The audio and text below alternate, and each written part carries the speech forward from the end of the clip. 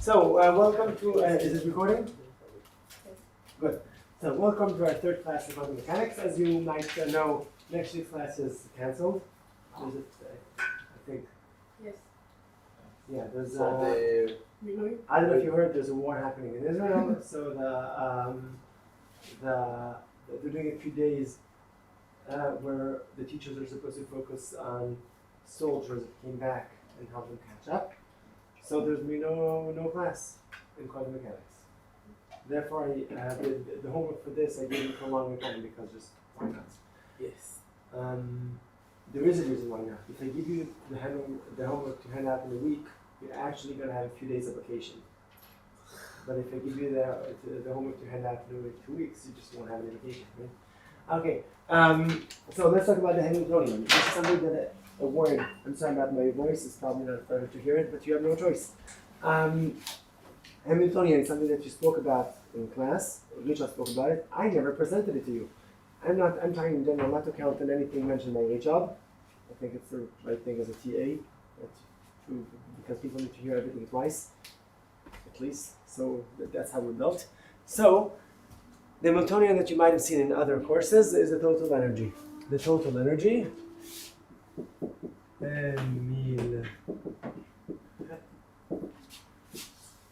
The total energy. So we can write E is equal to T plus V, where this is kinetic energy, and this is potential energy. Okay, so this depends on the system. So I can talk about different dimensions, and if you want, I can be in charge of it, as you prefer. You're not used to having the job of scrolling down for other people. So both these two terms depend on the problem. So for 1D, one dimension, so we just get half mv squared, right? Not anymore.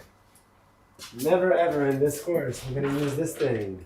Instead we're going to use something very similar, p squared over 2m. Okay, not very different. If p is equal to mv, it's exactly the same thing. It's going to be convenient to work with this. For 2 dimensions, or for 3D, we're going to talk about, Vector P. again, p squared over 2m. It's okay. This is the kinetic energy. The potential energy depends on the potential. V of x can be 0. This can be the situation of a free particle that we're going to talk about today. I can talk about lots of other things. I can talk about V of x being half kx squared, like this. Do you know what this is? Harmonic oscillator. Very good. Harmonic oscillator. In English, we say first the adjective and then and then the noun. No. Okay.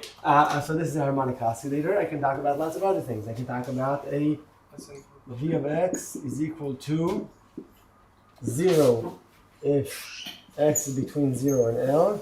I'm not counting on this for now. I'll get there later. And infinity else. This is another system that we're going to talk about in a couple of weeks, where the particle must be here.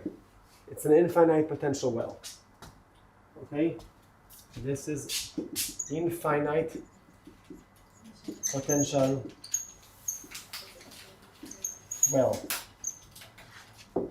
Okay, beau potential אין-סופי. I could talk about different things. Oh, wait a second. All those things were 1D. I can also talk about potentials in more dimensions.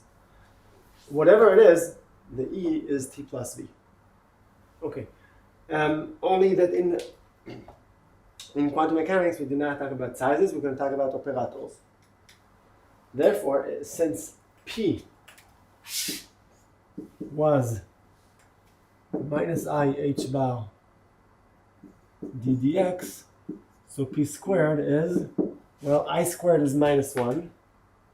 Minus squared is plus 1. So we get h bar squared d dx squared. This is p squared. Ah, these things are so easy, and yet we get confused every time. Minus I squared is like minus squared I squared, which is like plus times minus. Right? Easy. We get confused yet. Okay. And by we I mean also me. So this is E. It's T plus V. What did I want to say? Well, I guess we're going to use. So for the next few weeks, we're going to talk about one dimension. So this is going to be our term. And we're going to talk about today about v of x is 0, and later we'll talk about other things.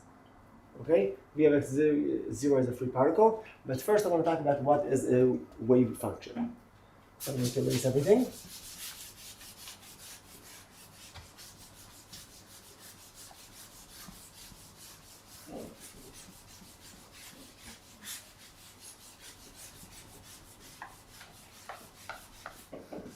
I brought my own eraser today. I thought it would be more helpful.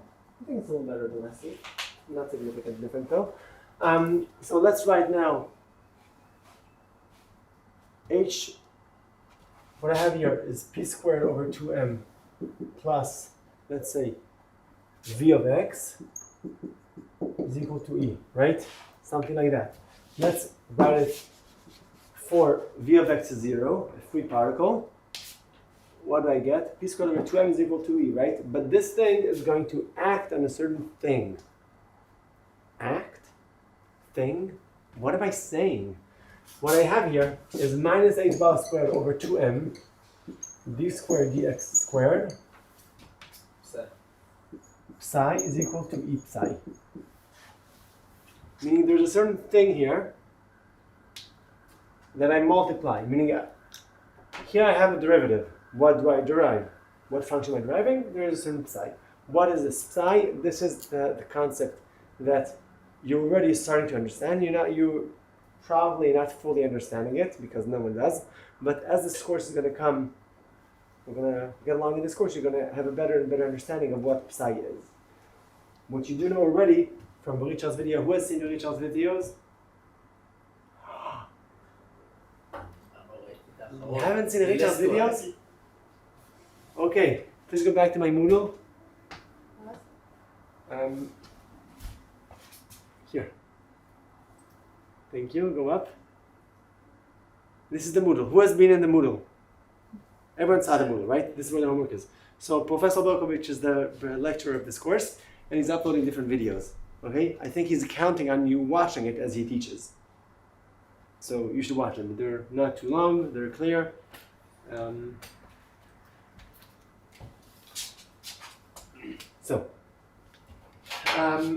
So this is the function that I'm going to derive. Now, if I go back to the two-slit experiment, you know that I shoot an electron and there's a high chance of getting it here. Let's say I shoot 1,000,000 electrons, okay, or more. I'm going to get many here, and a little less here, and even less here, but here I'm going to have 0. What I'm going to have here is a interference pattern. Thank you. I actually forgot how to say it, so thank you.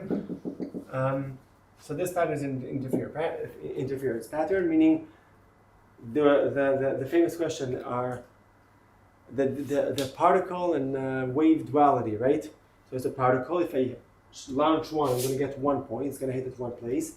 But if I launch many, I get a certain interference pattern, right? So this thing is rho of x, which is defined to be psi of x, psi of x.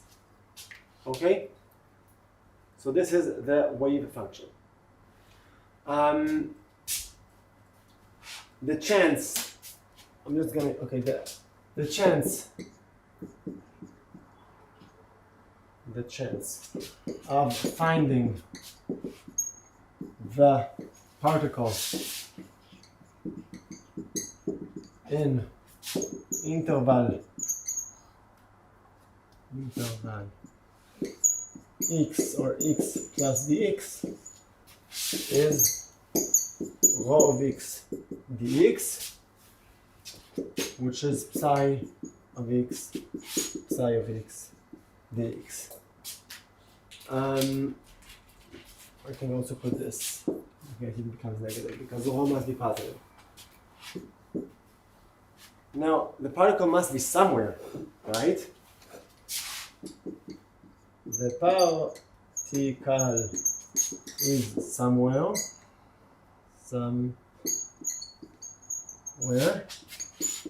Therefore, it's a pleasure the sound of this marker, right?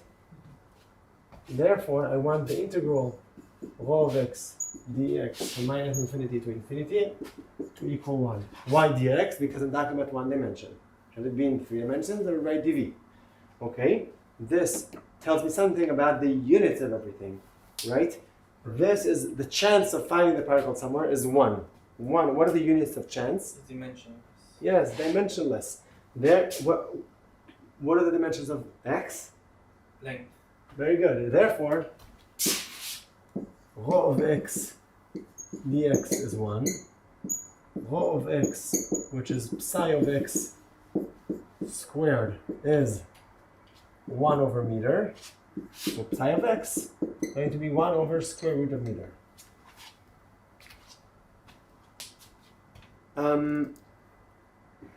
Any questions about this? Again, I just want to repeat myself. What I just told you now is not something that I proved or explained why it's true. I just told you this is how it works. The equation that we work with all the time in this course is to show you the equation. That's all we have. H psi is E psi. The energy is the kinetic and the potential. And then I just told you stuff. We use operators. The operator acts on a wave function, whatever that means. Okay, now just to conclude, let's see that this equation works in dimensions, in units. I'm going to erase the whiteboard, and soon we're going to move to the time-dependent part. But right now, there's no time in this. There's no derivative with respect to time. There's no function of time. There's nothing having to do with time here. I just want to see the units here.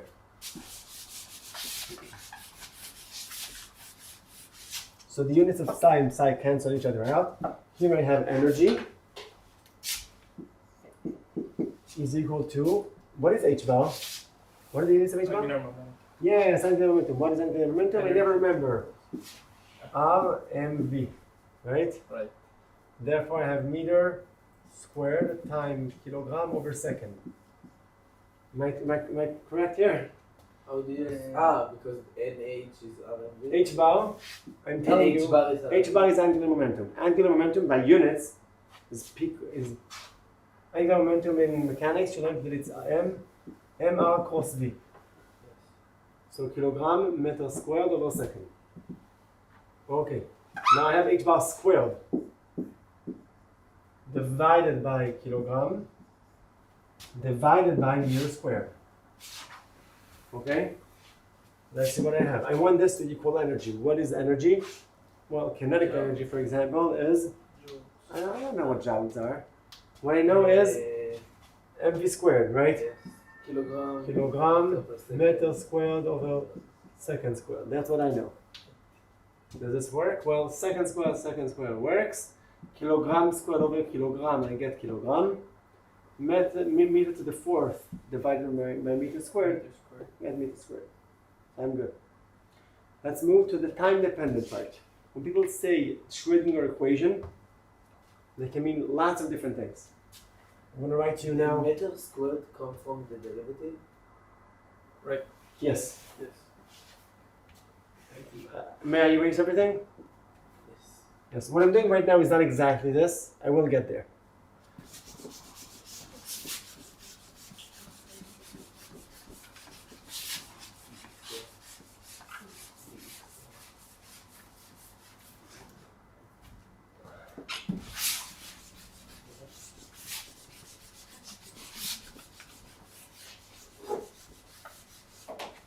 Okay, now I'm going to share with you something that I find super annoying. When people say Schrödinger equation, they can mean one of the following 5 equations. Okay, h psi is equal to e psi. That's a Schrödinger equation. Okay, also p squared over 2m psi. Well, I'm gonna rewrite this. Minus h bar squared over 2m psi double prime plus v psi is equal to e psi. That's a Schrödinger equation, right? Okay, something else. Minus h bar squared over 2m psi double prime plus v psi is equal to I h bar psi dot. That's also the Schrödinger equation. This is a time-dependent Schrödinger equation. I can also tell you that I h bar psi dot is e psi. Well, of course, that's Schrödinger equation, right? So all these things are Schrödinger equation. These ones have time in them, so they're time dependent. These ones do not have, so they're time independent. But when people say Schrödinger equation, they mean any of these. Let's talk about this one specifically. Okay? I want to show you through separation of variables what would be psi of t. Okay?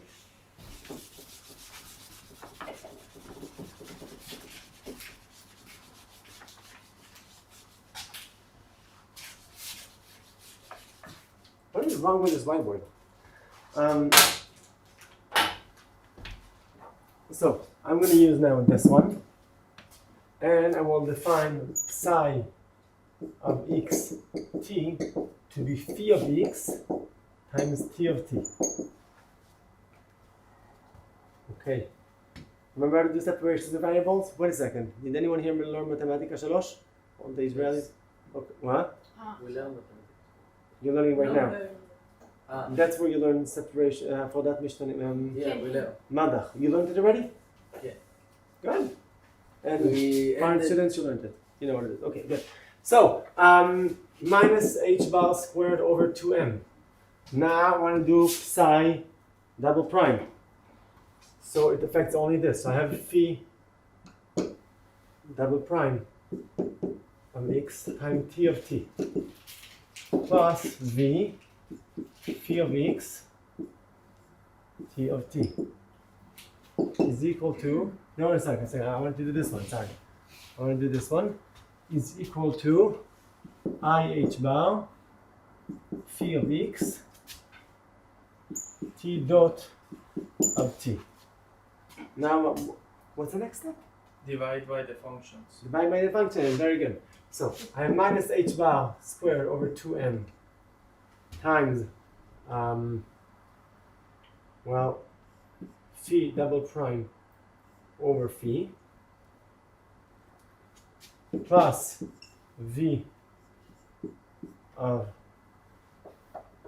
v is a function of x. We do not deal with potentials that change over time. We do not like that. Is equal to I h bar t dot over t. What do we do now? Equalize it to a constant. Yeah, we equalize it to a constant. Let's call it e. Okay, now I want to deal only with the time-dependent part, meaning this one. So I'm going to ignore this one. This, hey, wait a second. This here is exactly the time-independent Schrödinger equation, right? You see this expression of the energy.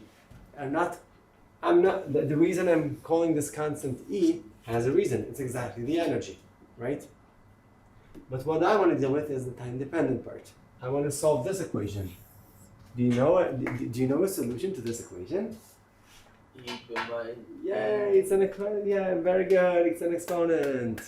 How do we do this? Well, t dot over t is equal to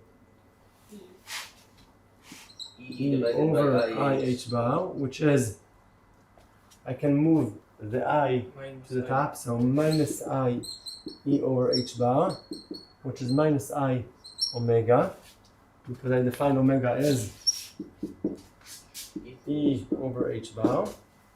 Unit wise, again, I can see that H bar omega has units of energy.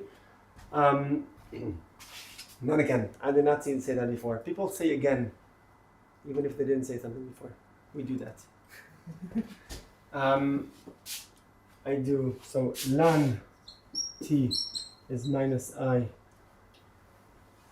Wait a second. What happened to the H bar?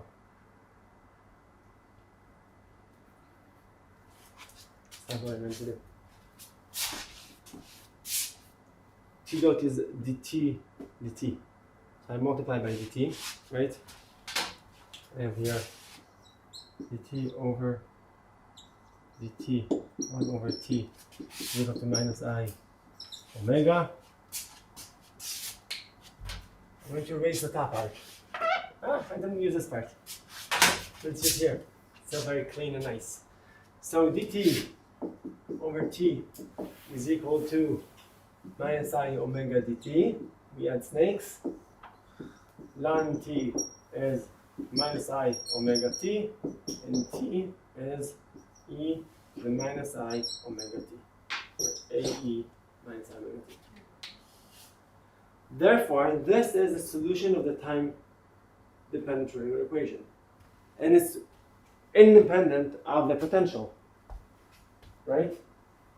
Good.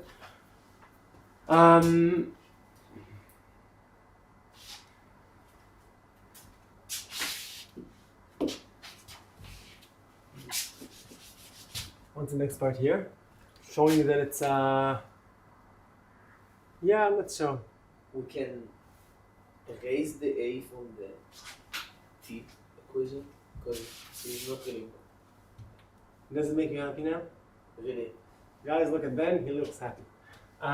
We want every solution to be normalized by itself. Because in the infinity Because then, we need to be no, I'm saying, if you're going to be in a superposition of a few wave functions, you're going to be half here, a quarter here, and a quarter there. You want each, when I say here, there, and there, you want each of them to be normalized. Otherwise, it's very hard to keep track. So therefore, every solution, every wave function, we're going to try for it to be normalized.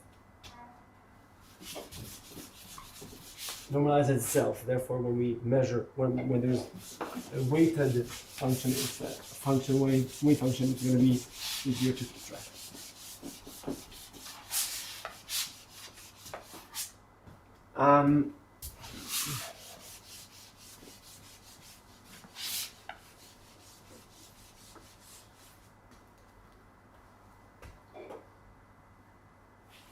Well, they're asking here, what they did here is the opposite of what I did. I proved to you that this is the function. What it says here is just they're showing you that it works. Same thing for me.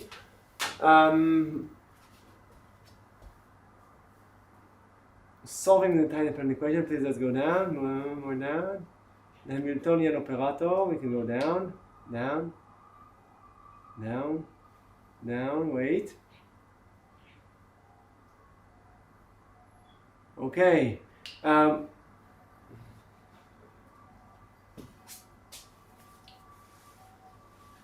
Now, there can be, what it says here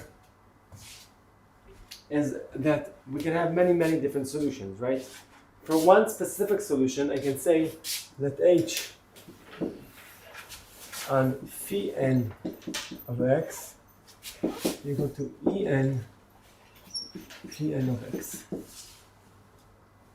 So far, I discussed the solution for the time dependent part.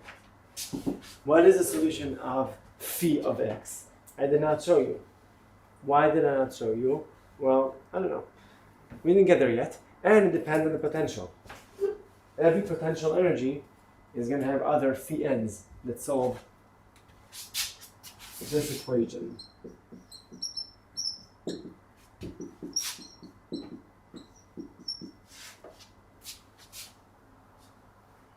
Can you see it? Hey, it actually moves. I thought it won't. Does this help? No. Not at all. Okay. Minus h bar squared over 2m phi double prime plus v phi is equal to e phi. Well, each v is going to determine another solution of what can phi be. Okay, for example, if this is 0, if v is 0, what you get here is sine and cosine, right? So this is easier. What happens if it's something else? What happens if it's the most disgusting function? Every v is going to determine another solution of what is phi. So let's say I solved and I got a general solution for phi. This general solution is going to depend on n, meaning there's a set of solutions. The set of solutions here, I didn't say what omega is. You remember what omega is? Omega was E over h bar, but E can be different energies. We're going to see there's a few things in quantum mechanics that are weird, and sometimes they're all connected, though in our heads it's hard to keep track on how exactly they lead to each other. One thing is the thing of wave function, and the other thing are quantized, meaning a thing where you can be either on this energy or that energy, and you're not allowed to be in between.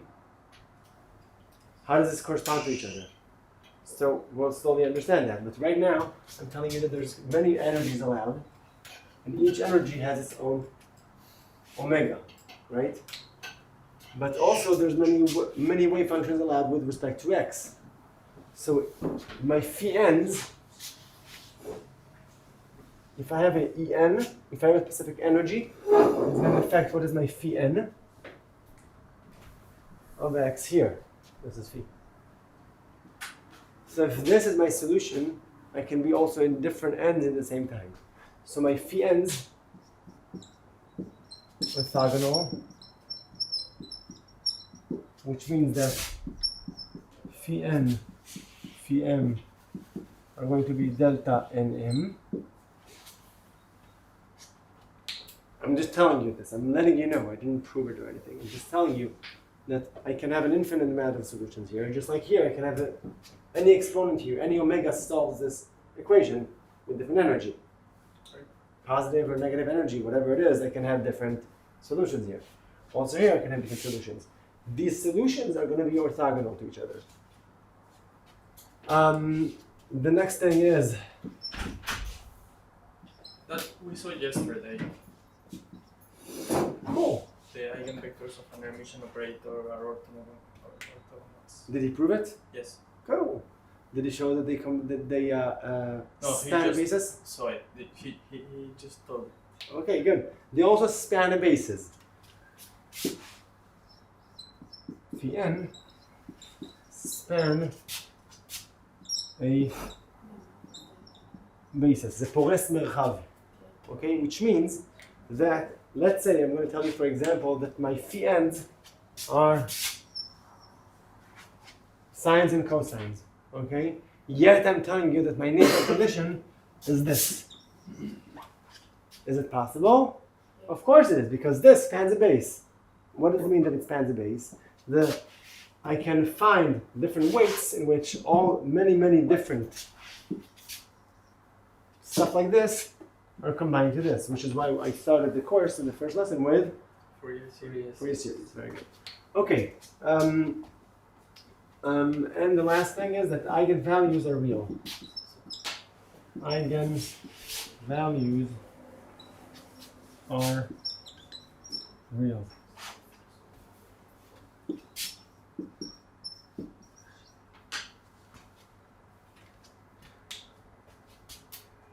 Yes.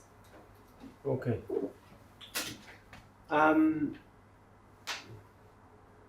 So this is for one solution. Now I'm going to show you, apparently, how it can be in different wave functions in the same time. Okay? I can be at phi 1 and phi 5 in the same time. Half here and half here, a quarter here and 3/4 here. Let's show you how it still works with the Schrodinger equation. I'm going to erase. No? You're actually copying? It's all here. Okay. Hi Kai, something like that? What's your name again? Hi Kai. Okay. Tell me when can you see my hand? Now? Down. No. Okay. Good. This is not allowed, okay? Just like there's energies that are not allowed, also this is not allowed. You can erase it now. What? Sorry for the...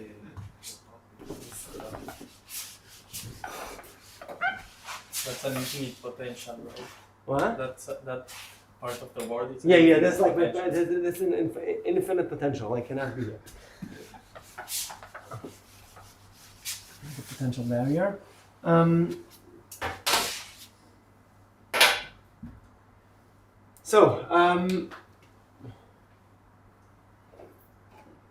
To this end, we use the other thing.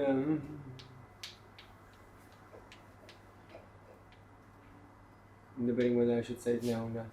I'll just show it later. Okay. I'm just gonna tell you here, in general, if we are given an initial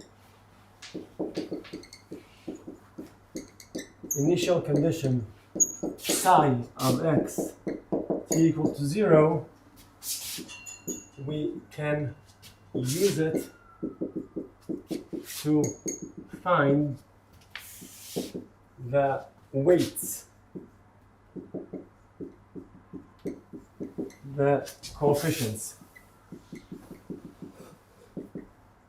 I don't know how to write coefficients, so it says it here somewhere. How do I show this?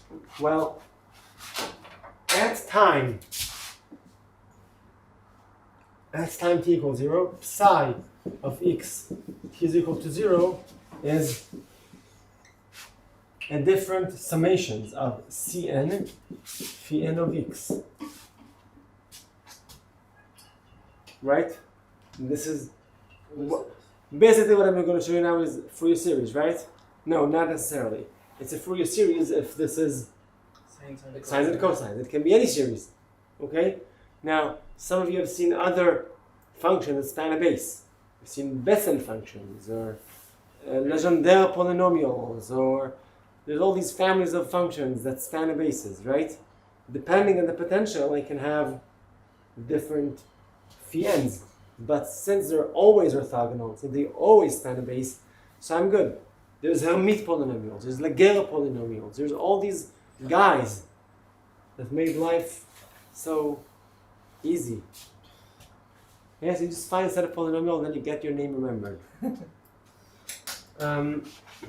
You just need to solve a very difficult differential equation. Exactly. Do you know what the set of functions that span a base mean? Are you fine with it? So sine and cosine span a base. So there's also other functions that do that. If you Israelis, then I don't know if you've seen them yet. Have you seen them yet? In Memphis, we see something. In Memphis 3, you'll see it. You'll see Bessel and Legendre and Hermite and stuff like that. They're very nice guys. But in linearity, we see it also. In linear algebra, you see it, yes.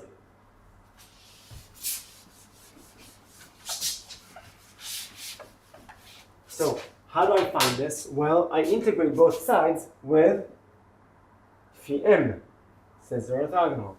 So, let's do on both sides integral phi m of x. Hey, I know what's going to happen now. Integral psi of x phi m of x is going to dx is going to be the summation of Cn phi m of x. Now, there's only one. Sorry, I forgot something. What did I forget? The psi n. Phi m. That's exactly my goal here. Now, these two, this is not dependent on x, right? Yes. So I can just move the snake from here to here. We're good?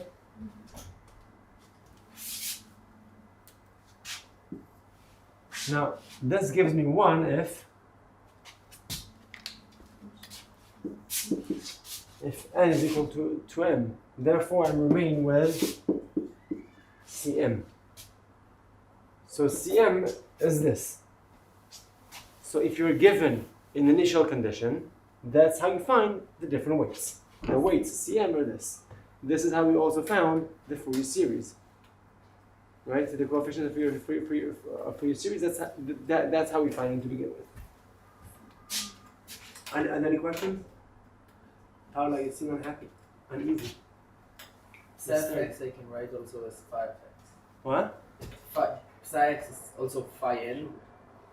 No, this is my initial condition. You were told that in the beginning, you weren't at the sine and cosines, you were at a specific area with equal probability. Okay?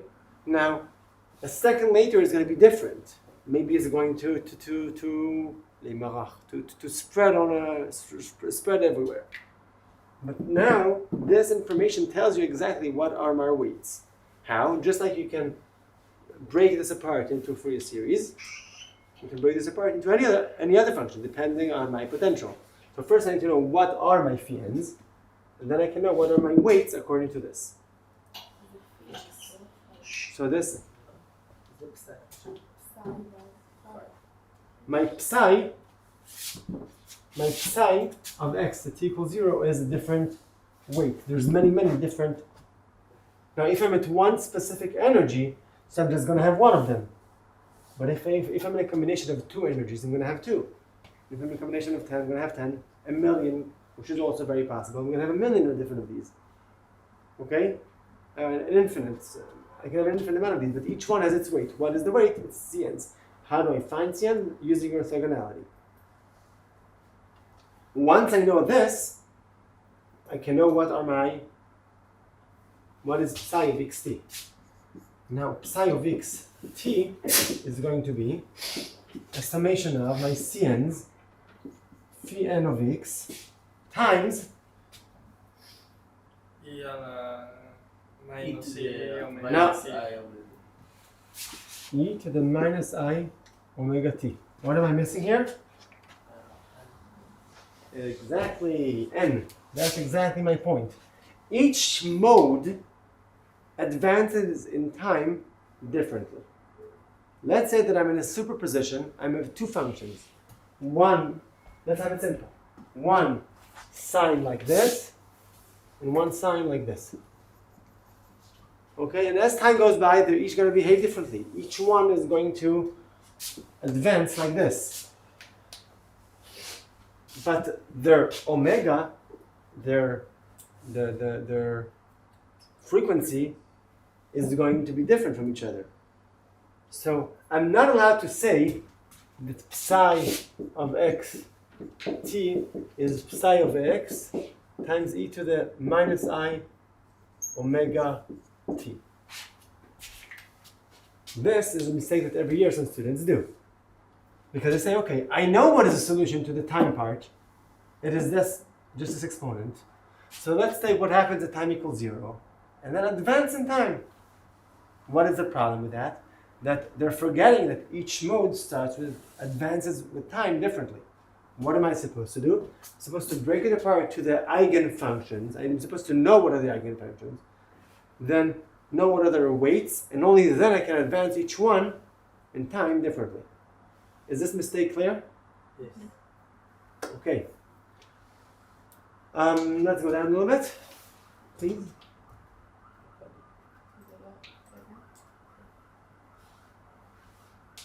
Okay. All this was the introduction. What I wanted to do here, I think, is just to present to you the Schrödinger equation. It is more lecture type of things because I didn't solve a problem here, right? So why am I doing it? As I said before, we need to see everything twice. Did it help someone? Did it put things in place a little bit? The last steps, really, the CNT. Good. Very good.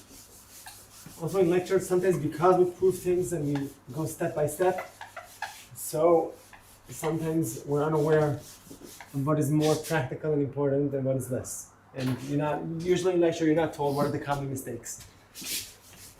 Like, it doesn't say it happens every year.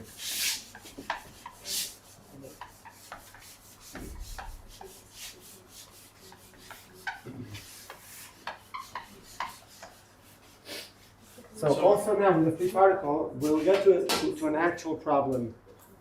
In like 20 minutes or something. I will start with the actual, with finding the eigenfunctions of the free particle and normalizing them. Something else that I'll do now is that I'll tell you already what is it's a problematic word. What are the classical questions in quantum mechanics? When I say classical, I mean not classical, but quantum. Okay. I need to extend my jokes anyway. What are the very common questions? You were given an initial condition. Okay, let's say I have a free particle, and I know where it's coming from and what is its whatever. Let's talk about, you know what? I'm not solving everything. I'm just telling you what are the very typical questions. You have here an infinite potential well, so the particle must be inside. Okay, I'm telling you, I never showed it to you, that the solutions here are sines and cosines. Okay, I'm telling you that my initial condition is this. Okay. Why this? Just because I want to. Then I'm asking you, after at time is equal to 5 seconds, what are the chances of finding the particle in the left quarters? How do I solve this? Take the First, you need to find the coefficients. You say the CNs are the integral of phi n's psi of x is equal to 0. Then you say, I know what is psi of xt, which is what I said before. And then you know that the chance of finding the left part is integral of the p of x between whatever p, going to be the integral from 0 to L over 4 of psi dx. And then I can also ask you, what is the mean location? We find the mean location to be in the middle, right? But what is the mean location, the mean displacement? What is the mean of this? What is the variance, whatever? And then it will be, this would be the integral psi x squared psi. Once you know psi, so you know everything. It doesn't mean that you don't need to do hard integrals, but you know everything in principle. Okay? So these are the typical questions. Okay, let's talk about a free particle, something that you're not.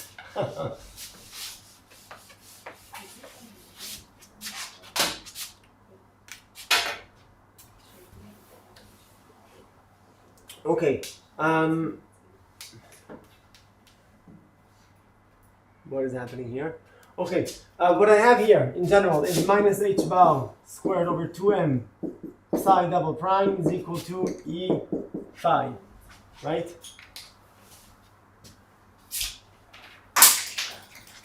Guys, in the recording, it doesn't show the garbage. Wow! Okay, this is a harmonic oscillator. What we remember from mechanics is harmonic oscillator, so the solution is sine and cosines, right? No, we do not say sine and cosines. We say exponent, okay? Of course, you could write it as sine and cosines, however, we're not interested in that. We're going to write the solutions phi of x is equal to a e to the I kx. What is k? The wave of 2m divided by 8. No. Come on, you got this. square root of 2me divided by h bar. I was close. You are close, right? Not the square. Do you see that it works? Yes. Let's see, what is phi double prime? Is going to be the same exponent that I'm not interested on, the a that I'm not interested on, but I'm going to have ik going down twice, right? I'm going to have minus 2me over h bar squared times, minus h bar squared over 2m times phi is equal to e phi, right? I'm just showing you that it works. Instead of deriving it, I'm just showing you that it works. And you see that h bar squared is together, minus and minus, 2m and 2m, e is equal to e. Okay, so this is the solution. Now I want it to be normalized, and I already know that Dirac's delta is very similar to this. I want it to be orthogonal. And that's why I'm telling you that phi of x is going to be 1 over square root of 2 pi e to the I kx. Now k goes like the energy. What is the momentum of a free particle? Has to do something with k, right? It's h bar square k square. No. The momentum, No, it's k square over h bar. isn't it h bar k? H bar. Ah, okay, right. This is going to be the It's momentum, great. and the energy is going to be, well, the energy I can see it here, right? The energy is going to be h bar squared, h bar k squared over 2m. Hey, that's p squared over 2m, right? Because that's all the momentum had, because the potential is 0. So if you're asked, if you have a specific free particle with the number, it's called a vector gun, a number vector, I think. Okay, what is it called in English? Wave vector. Wave vector, whatever it is. Okay, so you know its momentum and you know its energy. Okay.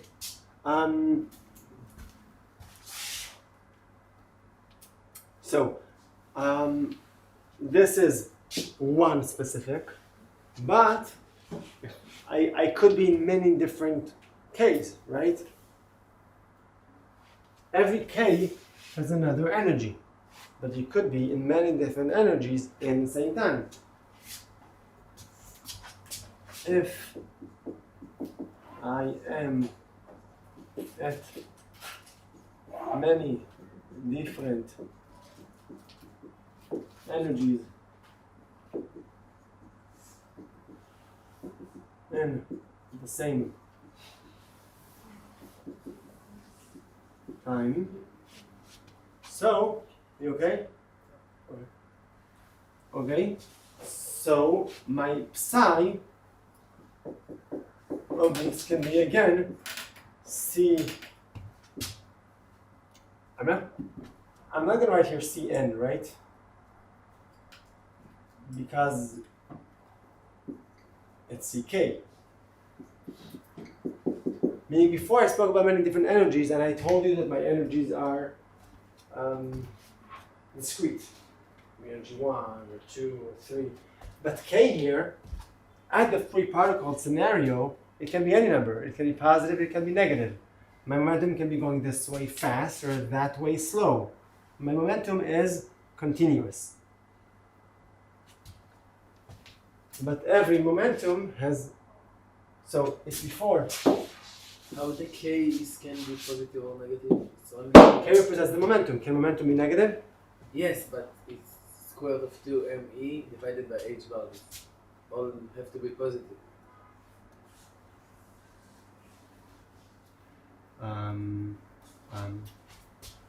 It's actually because it's k squared, so it can allow negative and positive solutions.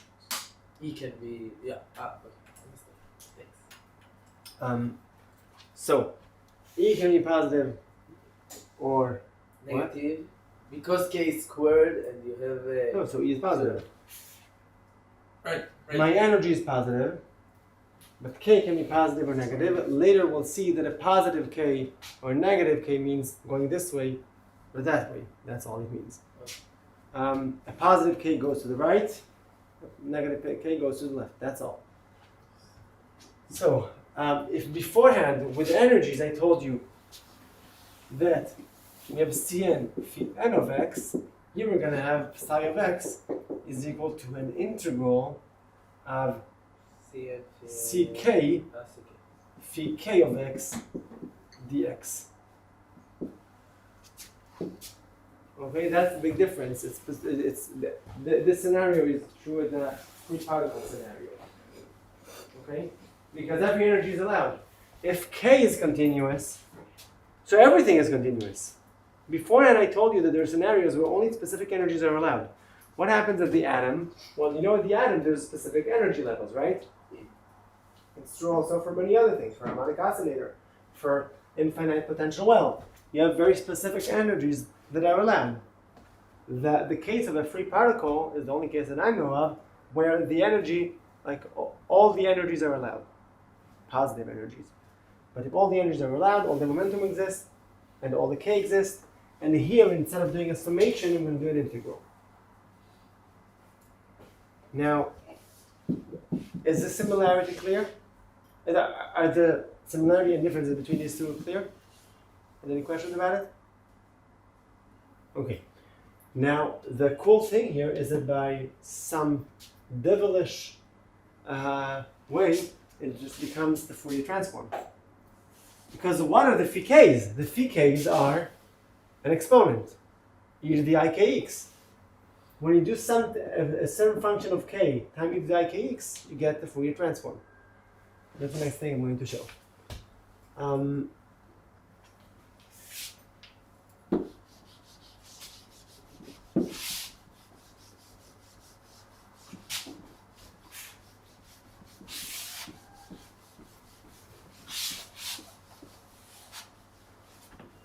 This thing, I'm not going to call it ck.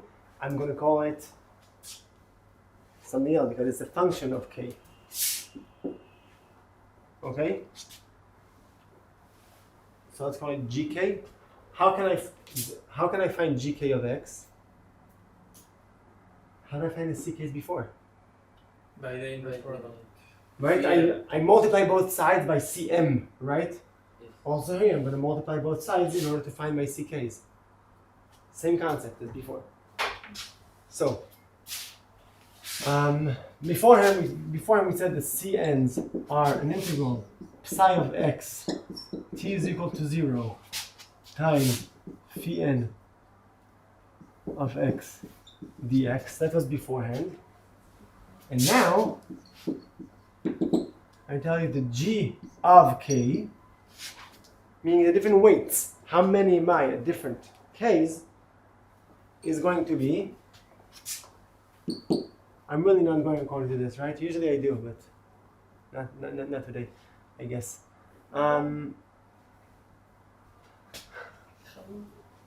gosh. This is my PhD advisor.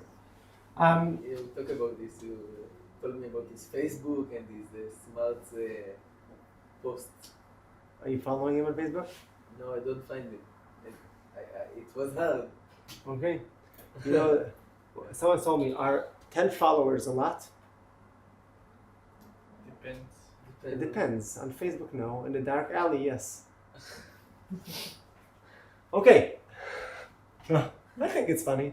Okay, g of k is going to be an integral of psi of x t is equal to 0 phi k of x dx, right? As you see, what I get here is something independent of x, right? Right, this is independent of x? Yes. I do an integral of x, this is independent of x. Also here, I'm going to get g of k is going to be independent of x. I'm going to integrate over x. But g of k is going to be here, is equal to psi of x t is equal to 0, my given initial condition that someone told me, times my phi k's. But what are my phi k's? I know what are my phi k's. They're 1 over square root of 2 pi e to the ikx dx. Hey, this is exactly that Fourier transform. Now if I want to know the time evolution of this, then what do? I say that psi of x t is what I said beforehand we said the psi of x t is, well, each one, it's each Cn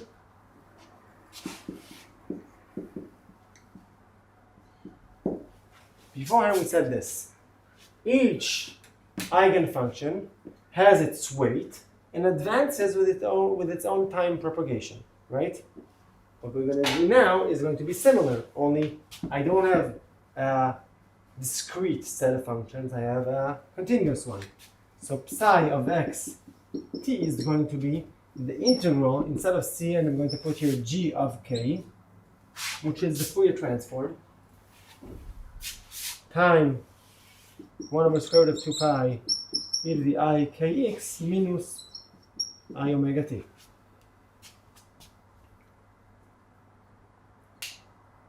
When the n goes. Times d.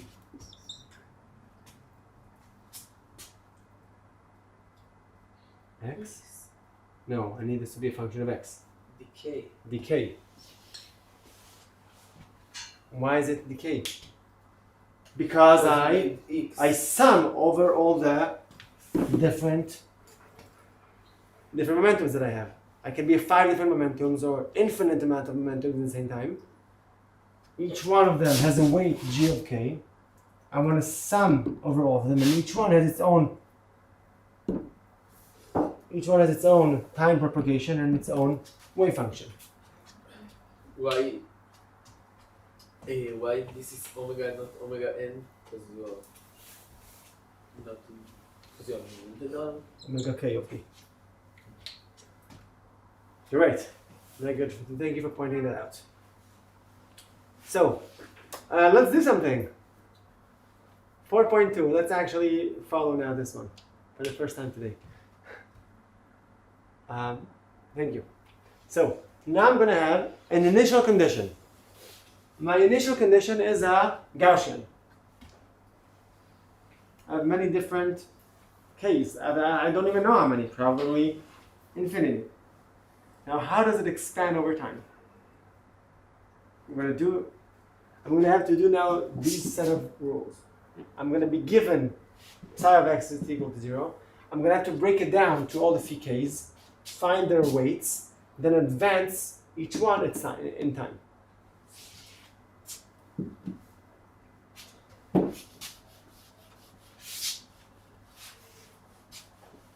While I'm erasing the whiteboard, Paula, can you please check if anyone wrote something on the chat?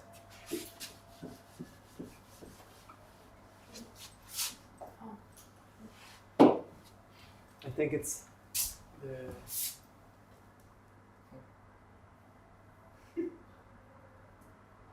oh, maybe that's why people kept calling me. We didn't check. 2 missed calls. No. New meeting? Does it also mean it wasn't recording? Yes. זה כל באשמתך, את מבינה את זה? זה צילם את ההרצאה פה. It's all Paula's fault. Jana, I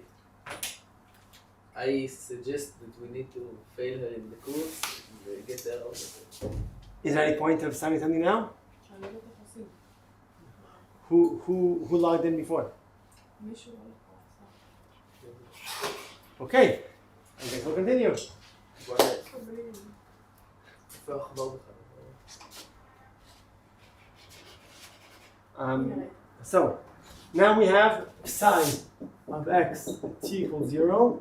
We're given an initial condition of a Gaussian. There's no point in doing it. We don't have the link. I'll just move back to the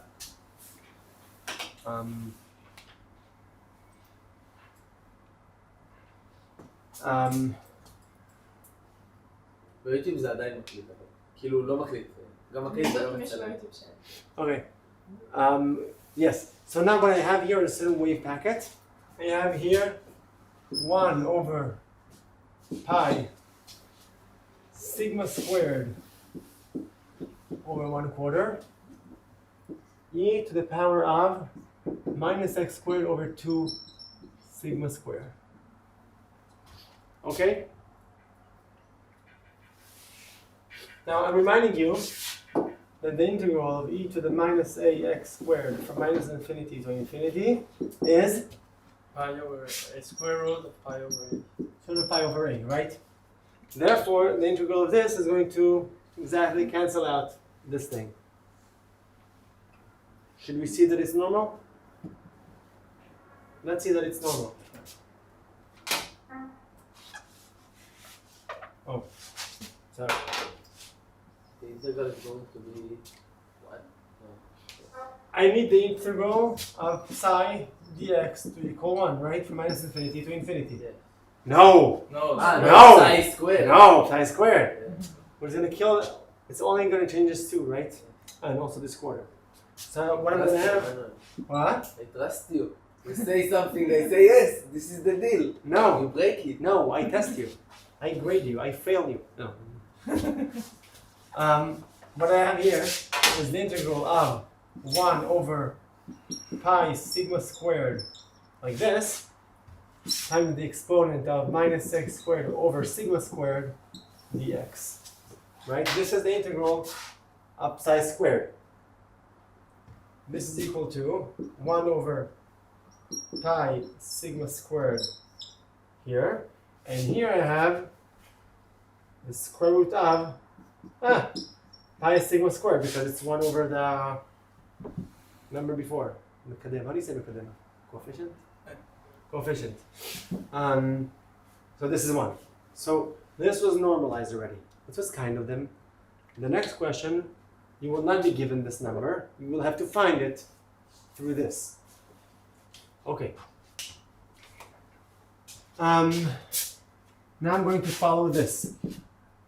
I'm going to, let's say, what's this? Well, I know that I know what is my function as with respect to x. It means I'm at a few different momentums. What are my momentums? G of k is equal to the integral of this e to the minus x squared over 2 sigma squared times e to the I kx times a number. I have here the square root of 2 pi square root of pi sigma squared Yes. integral d X. dx, because I want my g to be a function of k. You're not happy. This was clear, right? Yes. Now all I did here is that instead of this, I plugged in this. Okay. And the constant, I put this constant and this constant together. Ah.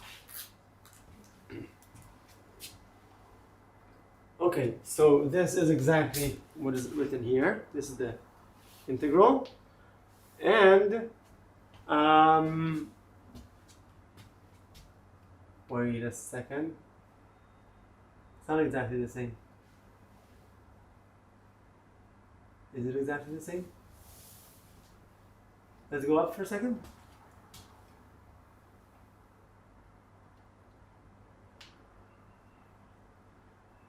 Integral dx over 2 pi. What? Yeah, it is that. It says it here. Okay. And as you know, this is like a Fourier transform of a Gaussian, right? What is the Fourier transform of a Gaussian? A Gaussian, right? So I could waste our times and actually do the integral, or you can just follow here. The way to do it is hashlama l'riboua, completion to square. Is that how you say it? Yes. Okay, I guess in Hebrew they choose terms that are actually valid. Okay, and then I get the g of k is equal to, it's going to be a Gaussian in k this time. G of k is square root of sigma over pi squared e to the power of minus sigma squared k squared over 2. So I started with a specific initial condition of a Gaussian, and I end up with another Gaussian. Now, how would it evolve in time?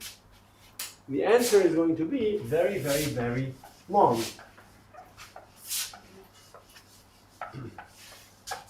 It's going to easily fit. It's very easy to write it in one line, but it's going to be very long. Psi of x t now would be, I need to integrate dk because I have many different k's, many different momentums. Each one of them has a weight. What is the weight? GK. It's g of k. It is square root of pi over sigma squared e to the minus sigma squared. To pi squared. I made a mistake? Yes, you were the Thank you. letters. I will just start checking if you're following.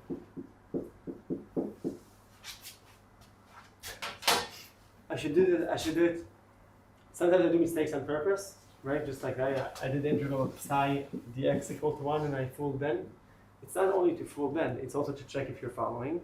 And also, so when I actually make a mistake, I can tell you that I was checking if you're following. This is my g of k. This is my weight.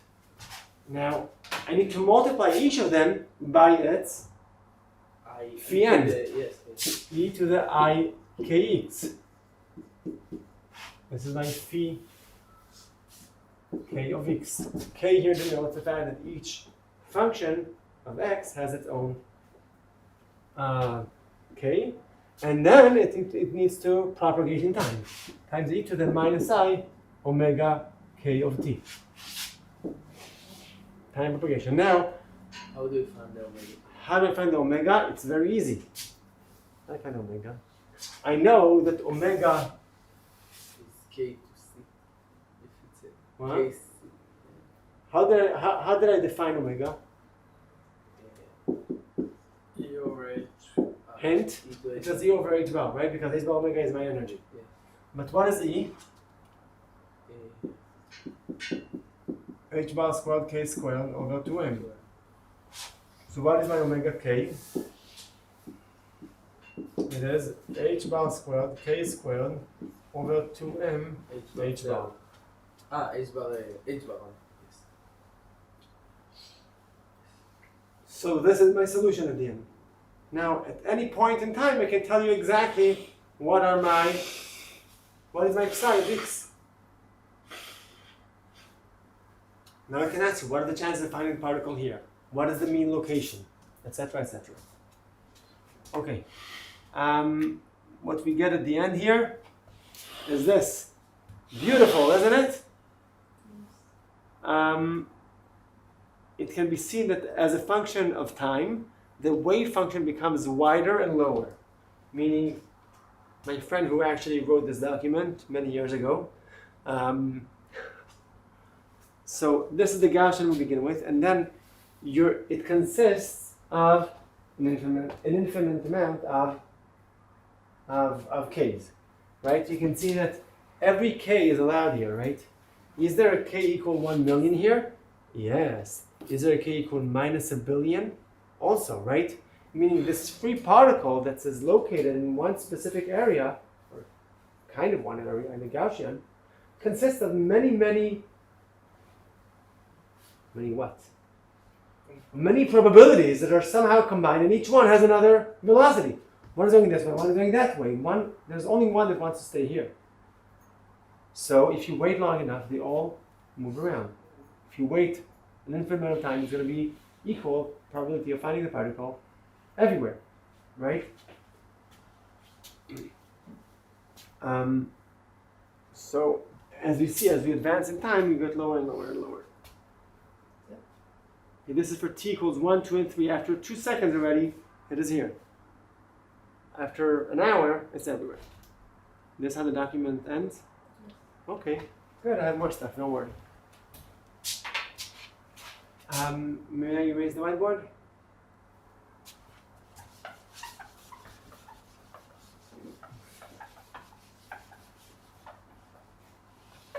Now, I told you that they can be in many different momentums at the same time. Can I be in one momentum alone? So Joseph listened to class yesterday. That's why he knows it's not allowed. Is everyone okay with this? Ben, why is it not allowed? Because I wasn't Because you weren't yesterday? yesterday in the lecture. Yes. So, Zawan, why is it not allowed to have a particle with a specific momentum? Because then the wave function Is measurement is not. is not. Yes, very good. It's not normalized. Therefore, when we talk about a free particle, we're always going to talk about a combination of different momentums. There's other scenarios in which we'll talk about a particle with with a specific momentum, but not with a free particle. I'm going to show it to you. This is also something I wanted to show you.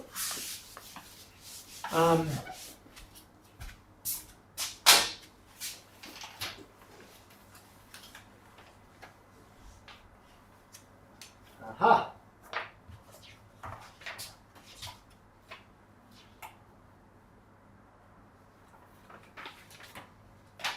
So, a free particle with specific momentum K, I don't think it's here, cannot exist. Now let's show it. Let's see it. If you have, theoretically speaking, let's say that it does exist, and let's see that we get to something impossible. Okay? I'm telling you that phi of x here is 1 over square root of 2 pi e to the I kx. Right? So, this is my one specific momentum. What is, I expect the integral from minus infinity to infinity of phi of x dx to equal 1.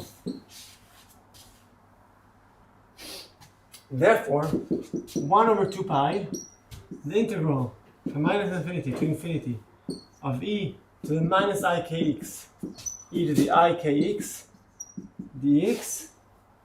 Hey, wait a second. Wait a second. These two are. Each other. They're not delta function. They're just one. Yes. Had it been delta function, I'd be fine. Right. They are delta function when I define it between minus L and L, or something like that. Between minus pi to pi. But this here is 1. So what you end up having here is infinity over 2 pi.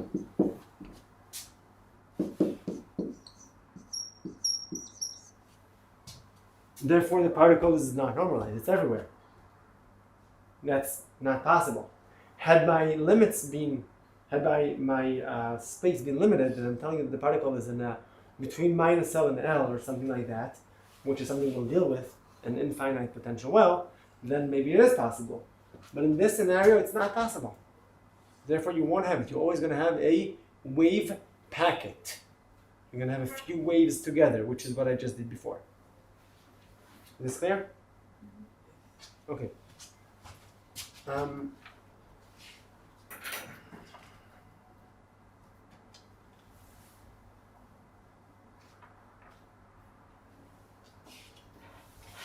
Okay.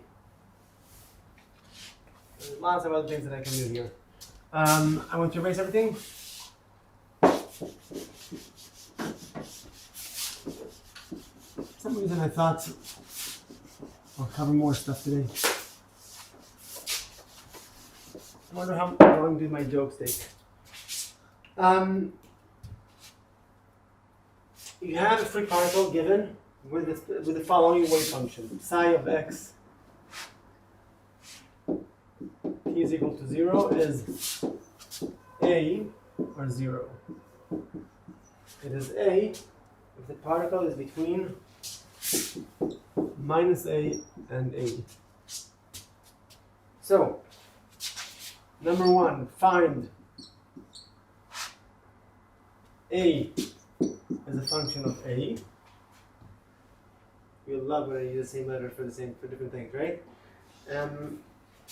To find psi of x t, and number 3, find psi of x t equals 0 and psi tilde of k t equals 0 when a goes to 0 and when a goes to infinity.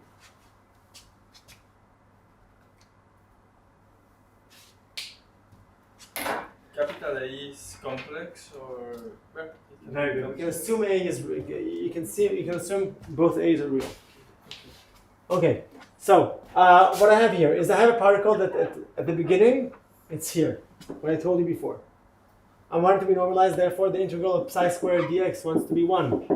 This is, well, I have the integral from minus a to a of a squared dx is equal to 1. So I have A square and it's x valued in a square. 2a. 2a. 2a, sorry. 2a is equal to 1. Therefore, a is equal to 1 over square root of 2a's. Okay, this was easy. Number 2, what would be psi of xt? For this, I need to find all the g. Now, what I called before g, I'm going to call now psi tilde. Okay? Psi tilde of k is going to be the integral of psi of x t equals 0 e to the I kx dx, right? My way of remembering e to the I kx is a function of k and a function of x. Fourier transform is e to the I kx or e to the minus I kx. It's very confusing, right? My way of remembering is at the end here I'm expecting something that's only a function of k. Therefore the integral is integral dx. What I have here is an integral of a e to the I kx dx. And the integral is from minus a to a. Because I'm talking about the beginning. What is my momentum at the beginning? When I get here, it's a sign. I can show it, I guess. I get 1 over 2. Do we need the 1 over 2? What? Do we need the... This? No, the 1 over the square root of 2 pi. Yes, we do. Thank you. So what I have here is this. This is the constant consisting of this and this. Right? The 2 and the 2 make a 4, which is here. Then I have e to the minus ika minus e to the plus ika divided by minus ik. All this together gives me psi tilde of k is going to equal 1 over square root of pi a sine of ka over k. Okay, you know how to solve this integral. Yeah, the exponent is you get ik at the bottom, and then you need to put in the values, etc.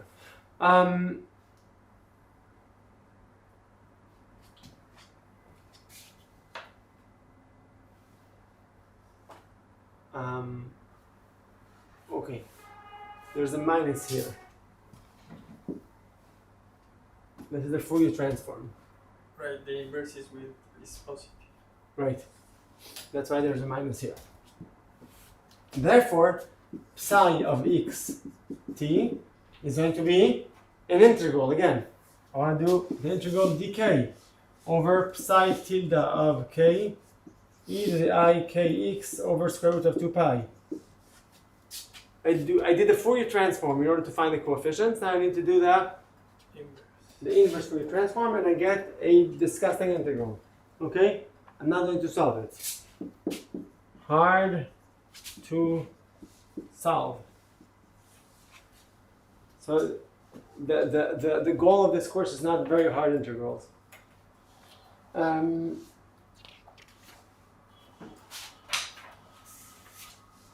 So as far as I'm concerned, I did this, and this, and this. Now, I want to compare two terms. I want to compare this term, which is psi tilde of k, and this term. What happened in the beginning? Psi of x t equal to 0 is a. What is a?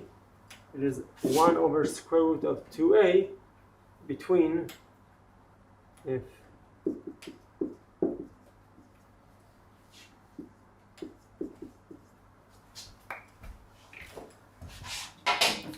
I would like to compare now these two things. And as some of you guessed already, the place I'm leading to now is a certain principle in quantum mechanics, like the famous one. The uncertainty principle. Uncertainty principle. Yeah, you're very good.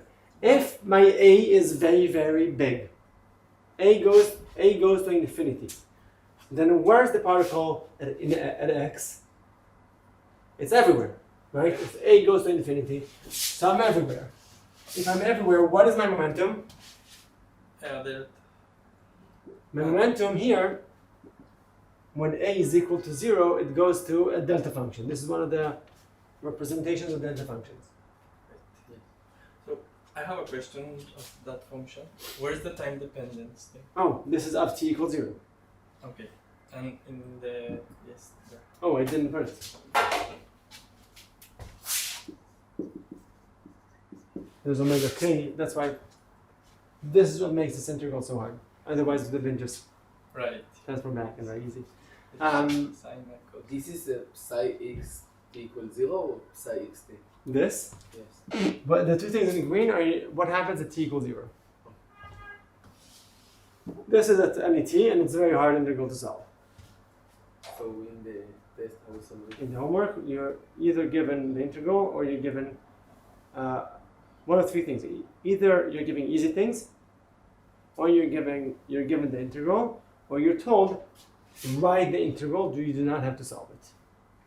Meaning, getting to this is not the hard part, but it's the part that requires thinking, especially when the system is a little more complicated than a square. Because this I can ask you to do, for example. This, with a few steps, this was relatively easy, but other functions can be a little more challenging, just like finding the Fourier series. So, if A is big, my location is everywhere, my momentum is specific. On the other hand, if A is very small, so my location is Specific, and what would be my very not Let- specific. let's see what happens when A goes to 0. If A goes to 0, so what you have here, sine of 0, sine of epsilon is epsilon. So what you have here is Ka over square root of pi A K, which is K and K cancel each other out. Which A means squared A divided by pi. square root of. A divided by pi. Wait a second, this is independent of K.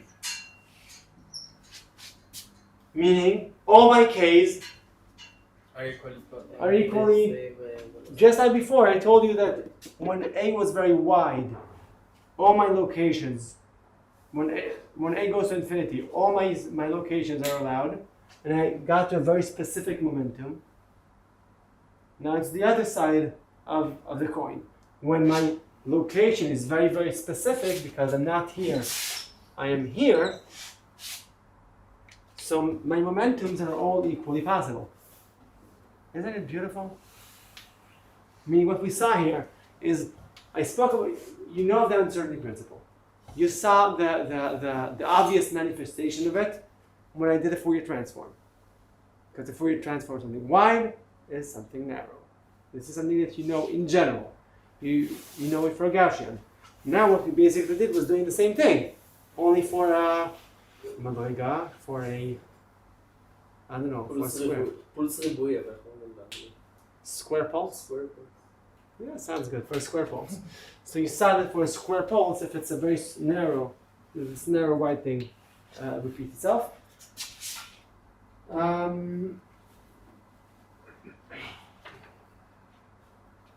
Something that I think you have in the homework is, as far as I recall, is full. You're asked to draw a certain point, rho of x and rho of k. Okay. Let's say you got this and this. This is psi of x, that's the square, and this is psi tilde of k squared. Okay? And one of the questions we're asking you is, just as a way of seeing that it's, again, the uncertainty principle of you internalizing it better, we're telling you to take half the weight and find that this is half the weight. It's a full FWHM. Full width, half middle or something. Half what? Middle, I think. So you find the middle of the height, and then you measure this distance. And it's going to be as a function of a certain parameter. Again, it's a function of a or something. And you're going to see that as one gets wider, the other one gets narrower. I just wanted to mention this tool because it appears in the homework. Any questions? Good luck. This was a pleasure. I have a question about the homework. Can I just skip now or? Yes. The